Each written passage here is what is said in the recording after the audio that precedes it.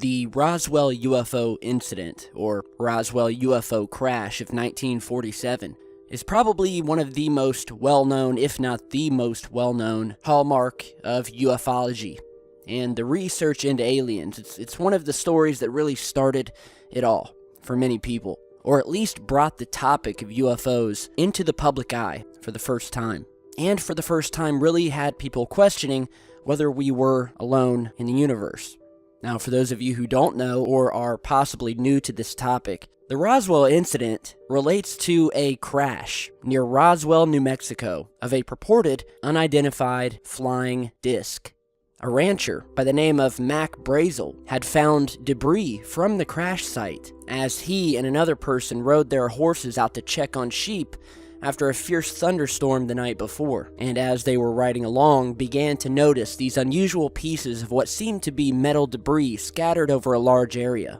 Upon further inspection, he said that he saw a shallow trench several hundred feet long that had been dug into the ground.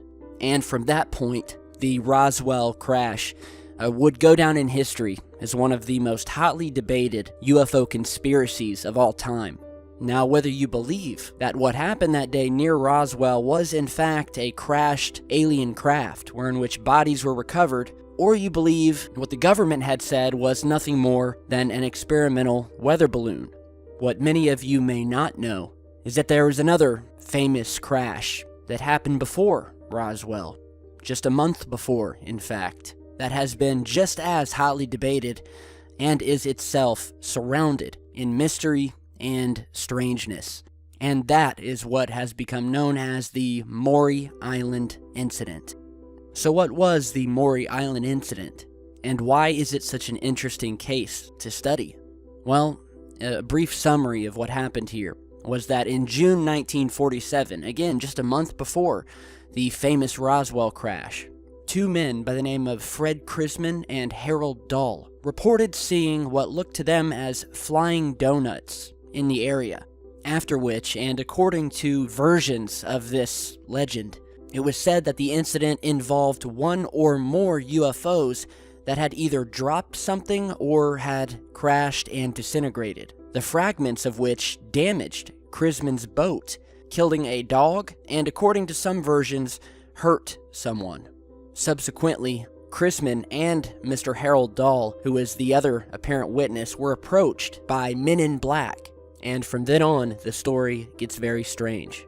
Now, the story gained further additional coverage when a government plane crashed, a plane which was said to be carrying fragments from the Maury Island incident. And of course, if you have researched this story, you'll know that the FBI file on this incident indicates that the Bureau quickly determined that the matter was a hoax. But as you read deeper into it, you'll see that everything is not so easily explained.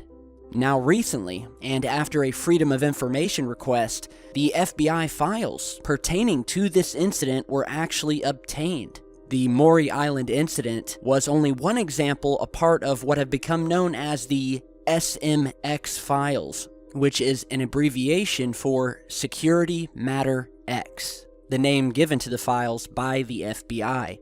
Now, these files were very close to what you might think of the X files, and dealt with many stories and incidents of high strangeness that the FBI investigated back in the 40s and 50s. And after these files were released, and you read more into the FBI's investigation of this incident, but not only the incident itself, but the witnesses of the incident. One of those witnesses, again, a man by the name of Fred Lee Chrisman. And as I said earlier, the FBI file on Chrisman indicates that the Bureau determined the matter was a hoax, but what many people fail to realize is that in the same exact file, the FBI was careful to note that the witness did not admit that his story was a hoax, but only stated that if questioned by the authorities, he was going to say that it was a hoax because he did not want any further trouble over the matter. Now, if you look up the Maury UFO incident on Wikipedia, for instance, the summary, the very short summary, reads, and I quote, "The Maury Island incident in June 1947 refers to the claims made by Fred Chrisman and Harold Dahl of falling debris and threats by men in black following sightings of unidentified flying objects in the skies over Maury Island, Washington. It then further says that Mr. Dahl later retracted his claims, stating that the story was a hoax, but also indicates that Mr. Dahl had stated, if questioned by the authorities, that he would indeed say that it was a hoax. Mr. Chrisman and Dahl said that they were harbor patrolmen out on a workboat who saw 6 donut-shaped objects in the sky near Maury Island. According to Chrisman and Dahl, one of the objects dropped a substance that resembled lava or white metal onto their boat, breaking a worker's arm and killing a dog. Dahl claimed that he was later approached by a man in a dark suit and told not to talk about the incident. The story was later retold in Gray Barker's book, They Know Too Much About Flying Saucers, which helped to popularize the image of the Men in Black in mainstream culture. The substance claimed to have been dropped by the UFOs was found to be, quote, slag from a local smelter. Years later, it says, Dahl confessed to a reporter that the incident was a hoax. But is it really? Well, let's go ahead and go over a few things. The first thing we'll start off with is that, although some believe that it was a hoax, there are many who didn't, including that of a Mr. J. Edgar Hoover, who is the head of the FBI, who did not believe that it was a hoax. In a teletype dated August 14, 1947, Hoover stated, quote, it would also appear that Mr. Dahl and Chrisman did not admit the hoax to Army officers. And FBI agent in charge from Seattle, George Wilcox, answered, please be advised that Dahl did not admit to Brown that his story was a hoax, but only stated that if questioned by authorities, he was going to say it was a hoax because he did not want any further trouble. So there's your first piece of evidence right here. We have an eyewitness of the UFO crash stating perfectly clear, as was documented in the same FBI file, that if confronted, he would claim that it was a hoax in order to stay out of trouble. Mr. Fred Chrisman not only didn't admit that it was a hoax, but in the January 1950 issue of Fate, he called those accusations a, quote, bald-faced lie. So the next question is, who is claiming that the Maury Island incident is a hoax? Well, the main person behind this narrative is a man by the name of Edward Ruppelt, who is the one-time head of the U.S. Air Force project investigating flying saucers, who identified it as a hoax. Now, keep in mind that the Maury Island episode took place in the summer of 1947. Ruppelt took charge of Project Blue Book in 1951, over 4 years after the incident occurred, and wrote the report on unidentified flying objects in 1956. According to Ruppelt himself, time seems to have blurred his memory, and he admitted that this was a, quote, era of confusion for him. Another man by the name of Dr. Edward Condon was also convinced that it was a hoax. In his scientific study of unidentified flying objects that was unfortunately neither scientific nor a study, he discusses the Maury Island case in only 115 words, where again he chalks it up to nothing more than a hoax. William Hartman, who was a staff member of Condon's, also agreed that it was a hoax.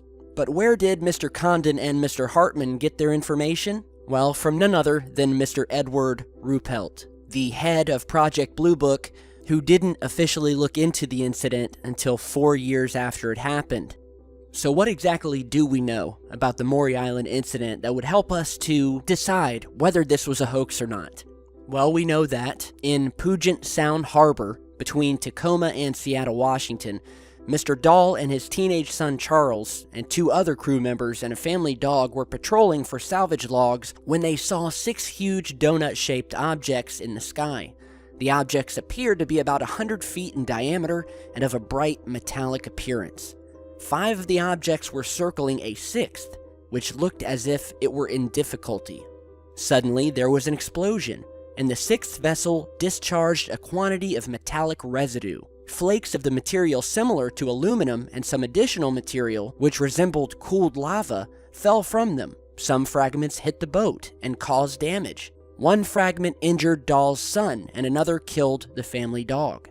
One of the circling discs approached the malfunctioning disc and in some fashion, quote, jump-started it. All of the discs then rose rapidly and vanished into the skies. Mr. Dahl reported the incident to Fred Lee Chrisman, who contacted Ray Palmer. Ray Palmer then sent Kenneth Arnold $200 to investigate. Now, at the time, $200 seemed like such an enormous sum of money that when Arnold bragged at the office of the Idaho Daily Statesman, the editor sent a telegram to Air Force Intelligence to report about the event. On the 1st of August, 2 Army Air Corps officers, First Lieutenant Frank M. Brown and Captain William L. Davidson, who had been sent to investigate the incident, were killed when their B-25 aircraft carrying the photographs of some of the alleged UFO residue mysteriously crashed. What happened next becomes even stranger. On August 3rd, Mr. Kenneth Arnold's airplane was sabotaged and he nearly escaped being killed in a crash. And there was a rash of other mysterious deaths after this happened, including Paul Lance, who was the Tacoma Times reporter, who was dead just 2 weeks after this incident, under mysterious circumstances. A short time later, Ted Morello, who was the United Press stringer in Tacoma, also died. Ray Palmer, who was another news editor who had originally reported on the investigation, was fired.